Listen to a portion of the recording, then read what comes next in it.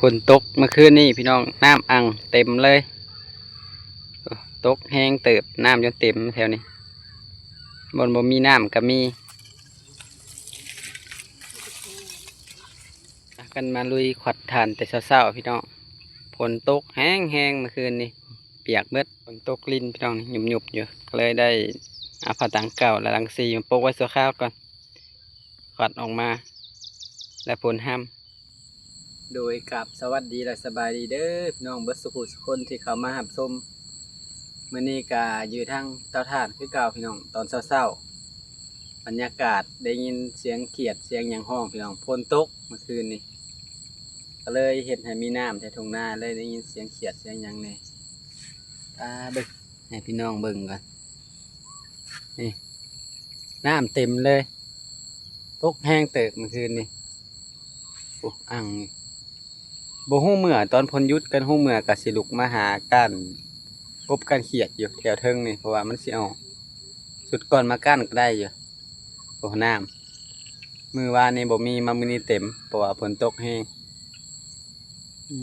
เป็นลุมบักใหญ่บ่อนควายเพิ่นแม่เพิ่นหยังแถวนะมันเป็นลุมตกแห้งเติบหน่อยทานก็ได้ลุกขึ้นมาเก็บประมาณขวัดไว้น้อยหนึ่งวันนี้เก็บประมาณ2 โมงกลางคืนนี่แหละบ่ายโมงหา2 โมงฝนตกย่านมือแรงนี่กะย่านสีตกคือกันตกเป็นตอนเช้าของมื้ออื่นนะมันบ่ายโมงหรือ2 โมงแหละย่านคือกันอยู่มื้อนี้ก็ได้เบิ่งอากาศนี่ก็ได้สิอยากครึมๆซอย6-7 โมงแหละแต่ว่าตาเว้นยังบ่มีอยู่เพราะว่าฝนตกอากาศยังครึมๆตีเป็นซ่านอยู่ฝนตกห้ามหรอกควันขักอีหลีบัดนี้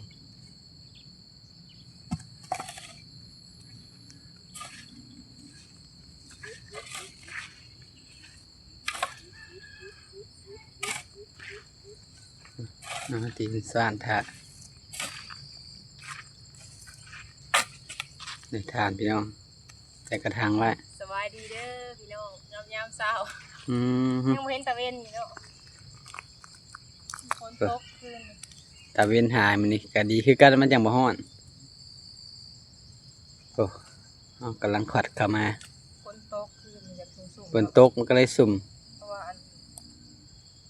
ตกแห้งเติบได้ฟอกรุ่นเติบเนาะนี่ใครแต่บ่ลมปานใดนอนอยู่เฮือนพุ่นเลยพี่น้องก็บ่ได้ปิ้งบ่ได้หยังซื่อๆอยู่ถ้าว่าลมมันบ่ได้ล่มนั่นอยู่หน่อยนึง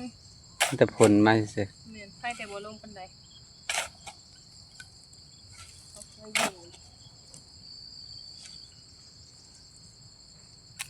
อันนี้เฮาก็สิเก็บไว้ดังเนาะบัดแล้วเก็บดังเลยแล้วฝนห้ามเมื่อคืนตัวใดมันน้อยเฮาก็บ่ได้ขายน้อยหลายนั่นแหละฝนห้ามเปียกเบิด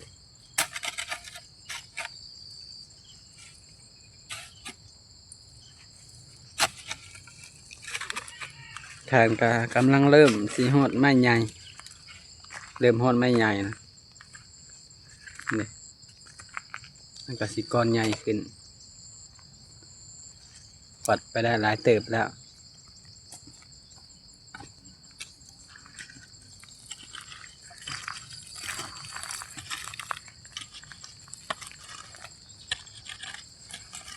ค่ะนี่ก็บ่คักเบาเบาเอาหมักใส่ค่ะใหญ่ผัดด้ามสั่นไปแล้วโมเมนต์เขาเงาพี่น้องก็เลยบกล้าเปลี่ยนมันขวดง่ายเลยด้ามสั่นใช่แต่มันไงไปพูดมันบ่ไงไม่ใส่ห้าว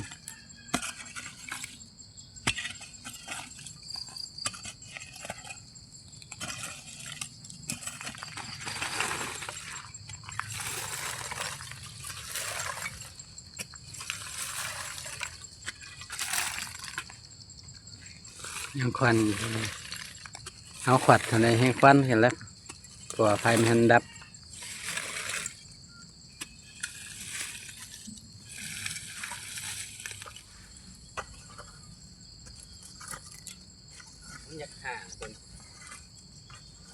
มันก็ขึ้นอยู่กับแห้งเขาขวัดนั่นแหละ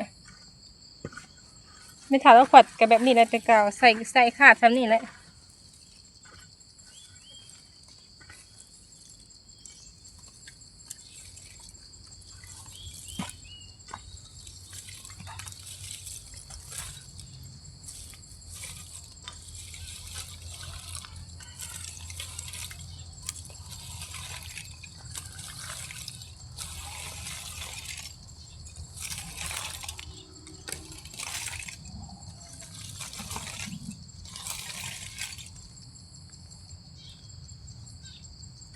เป็นขี้เลื่อยใหม่ผมไว้หลายบ่ได้ผมไม่ดุนเท่าใดนี่เป็นขี้เถ่าไปทางนั้นเพราะว่ามันไทยมันห่ม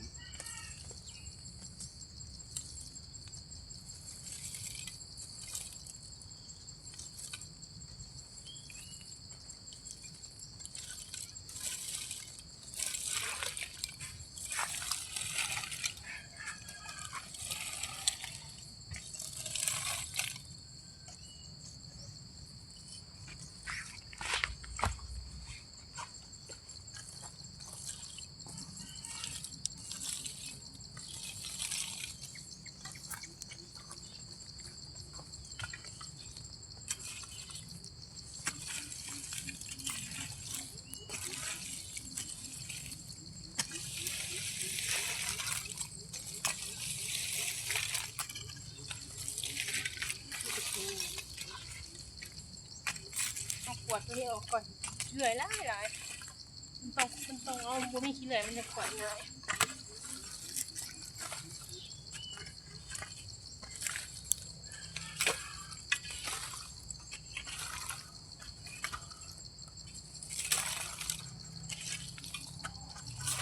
ตกทำกับเองนะ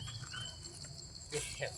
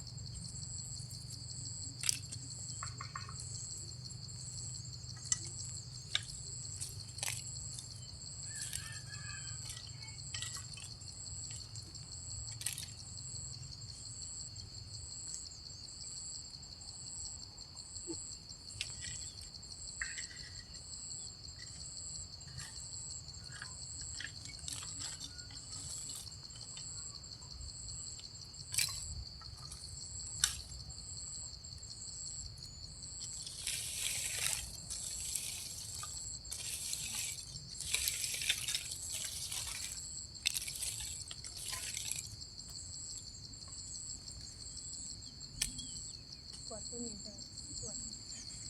เล็กน้อยตัวนึง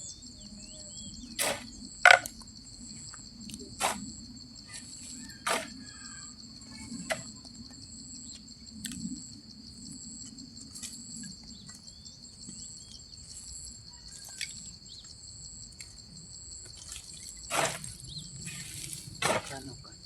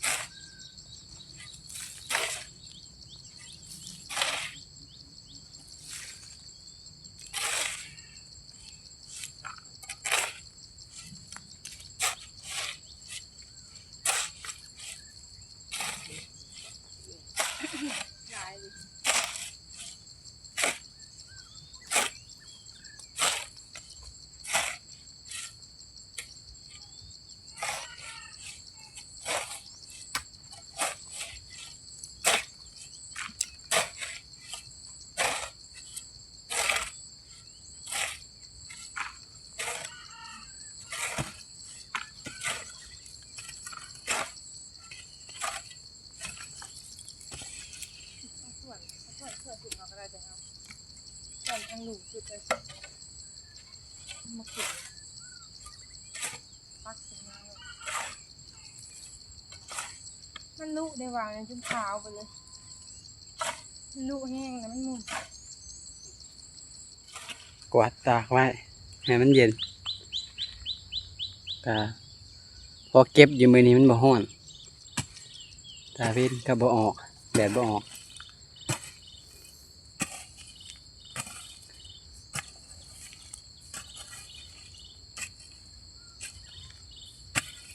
ขาดเลย ยังควันอยู่ เผาบัดคืนลูกบัดคืน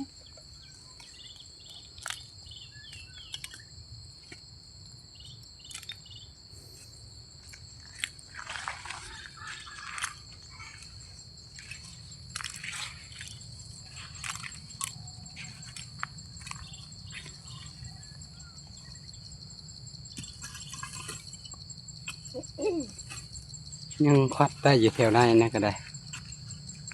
มันควัดก็ได้ห้องในพุ่น เบิ่งควันนี่เขาก็ปัดกันดูหูควันมันบ่ใหม่ยังบ่ได้ใหม่เลยเพิ่นควันมันยังบ่ได้เป็นอันนั้นกัน มันใหม่เบิดราคานี่ยังแต่ขางนั้น ยังบ่ใหม่ ยังแต่ขางนั้นและขานี่มันใหม่หมดเลยนี่ ส่วนลายเลยค่ะและยังเป็นใหม่อยู่ มันโวบ เสียดายไหม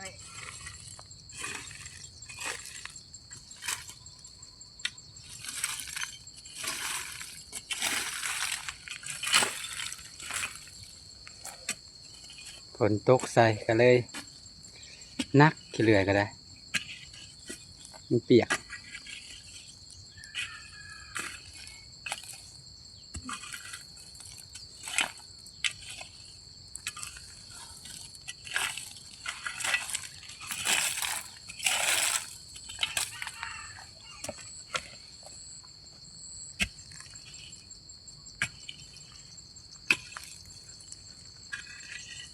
ทางพี่ก็ยูบลงหลายเติบแล้วขางนี่ขางน่าสิลงซากกว่าส่วนหลายขางเนี่ยไปอยู่เทิงที่บนทุมมันยูบลงหลายเติบเลย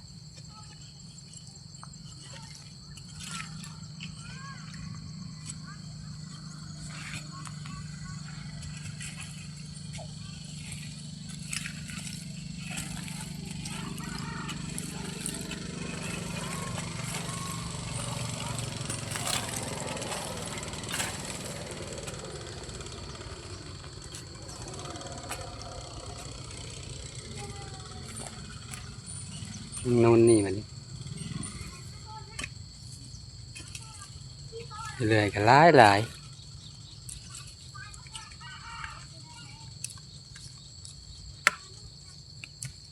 มันเป็นน้ำเอาขี้เลื่อยใหม่ซะเนี่ยมันก็เลยหลายแล้วเอาตัวเก่าถมอีก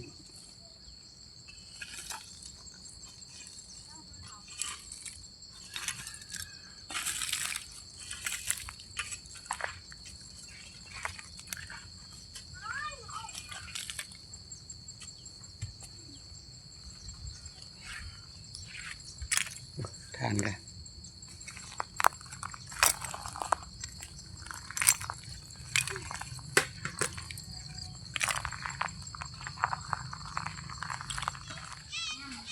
โอ้ผลการยิบหยับมาอีกละหากกระตกเศร้าสีตกมาอีกแล้วสวนเป็นสามังหงกันน้ำผลตกใส่กระซื่นกันละป้าผลมาอีกแล้วบาดนี้ ขวดทางค่ะว่า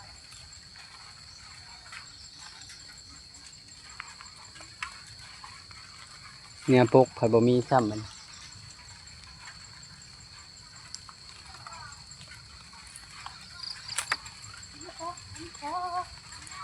ขัดทานฝนมาซ้ำโอ้มีนบักใหญ่หนึ่ง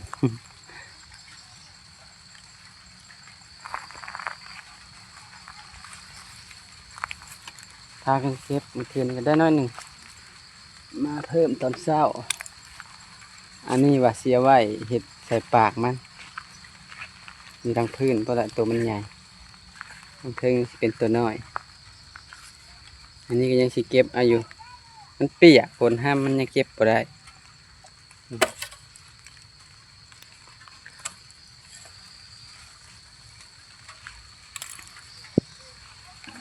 วัดมาในลายเติบประธานยังว่าเห็นอยู่พี่น้องเอ้ย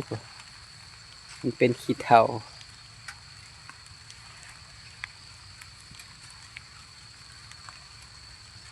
โอ้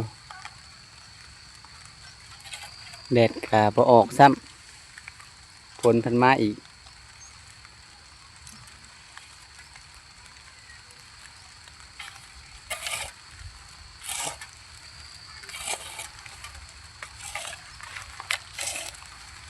พากันเห็นเวียกแต่เศร้าๆมานี่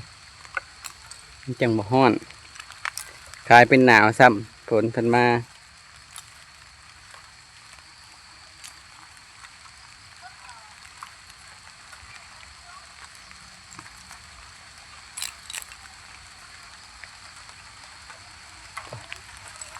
ทางกระตูบก็ได้เครื่องก็เก็บไปขึ้นตูบเพิ่นเบิดเครื่องว่าพริกเกลือแมงนัวก็ได้ว่าฝนห้ำคืนนี่หูเมื่อมาฝนตกแล้วมาเก็บเบิดเครื่องตากแถวนี้แล้วก็กระตามักเพชรเครื่องนี้จำเป็นหัวดินยังเปียกอยู่ตกมาอีกแหละ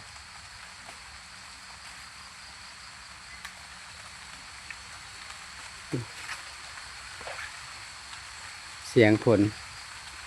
น้องมาอีกแล้ว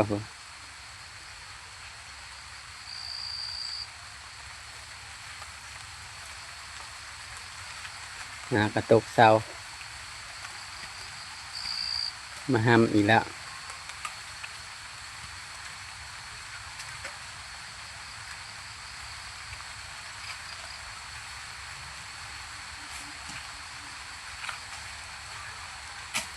านกับผ้ากันเก็บไปไว้อยู่คุณตูบพี่น้อง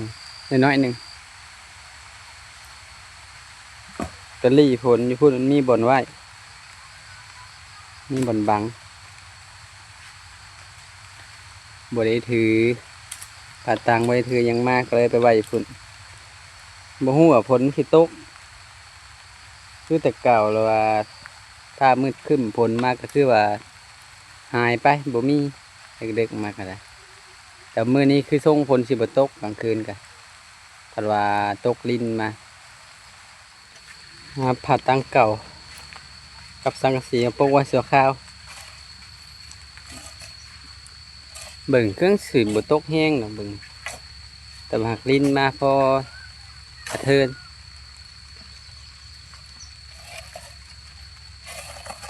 พอดีเห็นเวียกเนี้ยหักลิ้นมา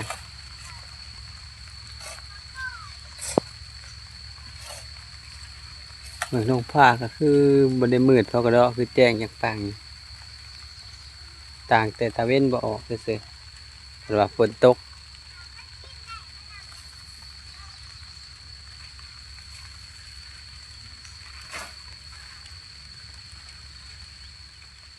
เปียกย้อนสำนี้ก็ได้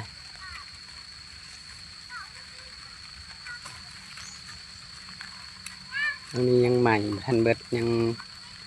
เป็นไทยยังใหม่ยังควันอยู่เป็นตะข่ายนั่นข้างนั่น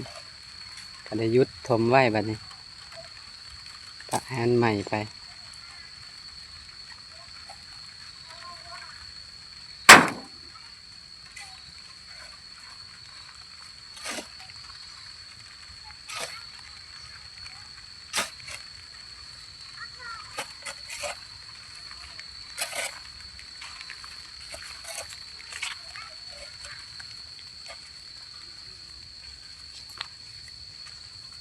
ทางนี้ก็ยุบหลายเติบแล้ว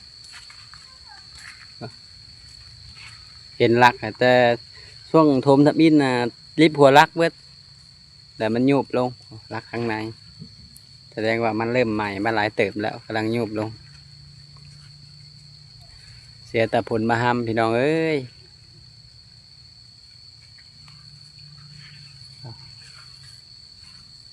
หูบนเมทาเพิ่นมาเจ้าไว้กันตันมาละฝนตกใส่มีแต่ลังกะสีแนวอัดก็ได้เพราะว่ามีไม้มีไม้แป้นถ้ามีไม้แป้นแบบนี้ก็สิง่ายอยู่ดอกเลยลังกะสีแต่มันเทียแต่ลุกอันนี้ใส่แป้นคล้ายแน่ ฝนตกตอนเช้าพี่น้องฝนถล่มปุ๊บเปียกเอิดขี้เลื่อยก็ได้ทานกระเปียกบรรยากาศยามเช้าๆพายุเข้ากระเบิงในพยากรณ์อากาศก็คือ30-40%หนึ่งมื้อนี้ก็ได้ตอน7-8โมงนี่ก็เบิดผลคือว่าแต่ว่าหากลิ้นใครแต่บ่แห้งปานใดมื้อแรงนี่ก็ย่านซ้ำอีกคือเก่าอยู่ดอกประมาณเท้าเห็นเวียกให้มันแล้วพาเก็บมันแล้วอัดไว้ตอนแรงซีแม่นตอนเที่ยงตอนหยังก็คือสิมีโอกาสเก็บอยู่ดอกเพราะว่ามันบ่มีผลเบิ่งที่ตกกันตอนเช้าๆนี่แหละน้ำอังเลยตกแห้งเติมคืนนอนบ่ฮู้เมื่อตอนมันเช้าก็ฮู้เมื่อก็สิลุกขึ้นมาหาก้านอยู่แถวนี้มีแต่ว่าคลิปนี้บ่าเก่งก็สิจบคลิปเด้อพี่น้องเด้อมาถ่ายบรรยากาศเช้าๆทั้งเตาถ่านให้เบิ่งพี่น้องโดยสำหรับคลิปนี้ขอกล่าวคำว่าสบายดีเด้อ